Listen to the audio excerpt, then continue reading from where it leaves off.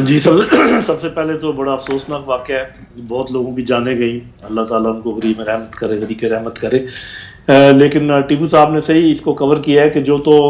Political sides ہیں، چاہے وہ پی ٹی آئی کی ہو یا وزیر اعظم کی طرف سے جو بیان تھا،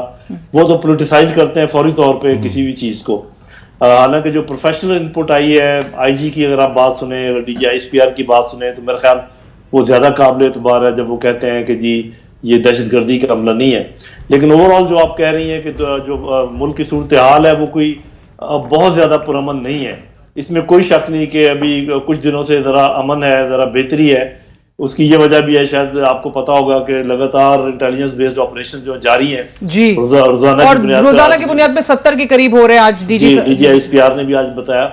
تو اس کی بھی یہ وجہ ہو سکتی ہے۔ لیکن اصل میں پرابلم یہ ہے، وہ جو آپ نے ایک بڑی چیز کا ذکر کیا نا کہ یہ پولیٹیکل انسٹیبلٹی، جس کی وجہ سے اکنامک انسٹیبلٹی ہے، اس کی وجہ سے ایک اور پرابلم بھی ہے، اور وہ انٹرنل ورکنگ کا مسئلہ ہے۔ فار ایگزامپل ہماری خارجہ پالیسی جو ہے وہ بالکل ساکت و جامد کھڑی ہے اپنی جگہ پر، نہ امریکہ خوش ہے نہ چین خوش ہے، نہ اب ادھر سے سعودی عرب اور ایران آپس میں تعلقات استوار ہو گئے، انہوں نے ہفتے کے اندر اندر امبیسیاں بنا لی ہیں، ہم سے ابھی تک ہم کوئی فائدہ نہیں اٹھا سکے، کسی بہانے ہم ایران سے اپنے تعلقات ٹھیک کر لیں۔ افغانستان کے ساتھ ابھی تک ہمارے تعلقات جو ہیں وہ ہوا میں معلق ہیں، کوئی پتہ نہیں کہ کیا ان سے بات چیت ہو رہی ہے کیا نہیں۔ تو یہ ساری چیزیں شاخسانہ پولیٹیکل انسٹیبلٹی کا، اس میں کوئی شک و شبہ نہیں ہے۔ یہ میں چونکہ انجینئر بھی ہوں تو یہ میں آپ کو بتا سکتا ہوں کہ اگر 50-60 کے جی سے زیادہ مواد ایک جگہ کسی بلڈنگ میں پھٹ جائے تو بلڈنگ منہدم ہو سکتی ہے، چاہے وہ مضبوط بھی ہو، خاص کر اگر وہ مواد ایسی جگہ پر ہو جہاں پر کہ اس کے یہ کنکشن افیکٹ جا سکتے ہیں۔ لیکن یہ بھی میں آپ کو بتا دوں کہ مینجمنٹ کے پوائنٹ آف ویو سے اور ایڈمنسٹریشن کے پوائنٹ آف ویو سے کہ کبھی بھی لائیو جو اسلحہ ہے وہ نہیں رکھا جاتا اس بلڈنگ میں جہاں پر کہ لوگ رہتے ہوں۔ آپ وہاں پر گنز رکھ سکتے ہیں،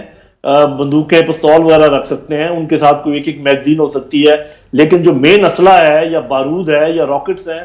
وہ کبھی بھی وہاں پر ان کا نہیں ہونا۔ تو یہ کیونکہ یہ ایک لاپرواہی کا ایک ایلیمنٹ ہے، کیونکہ اس کے نتیجے میں 18 اگر شہادتیں ہو رہی ہیں تو یہ تو پھر ایک کلیئر لاپرواہی، بہت بڑا افسانہ ہے۔ اور میرا خیال ابھی وہ جو 2 رکنی انویسٹیگیشن ٹیم بنی ہے اس کے جب رزلٹ آئیں گے تو پتہ چلے گا، لیکن بظاہر یہ معلوم ہو رہا ہے کہ یہ کافی بڑی کوتاہی ہے، کافی بڑی لاپرواہی ہے، اور خاص کر ایسے حالات میں جبکہ ویسے ملک میں ایک سراسیمگی ہے، ملک میں ایک ٹینشن ہے، اس میں تو اس قسم کے واقعات سے بالکل ہمیں کوشش کرنی چاہیے کہ نہ ہو۔ اور بڑا افسوس ہے جو انسانی جانیں چلی گئی ہیں ان کا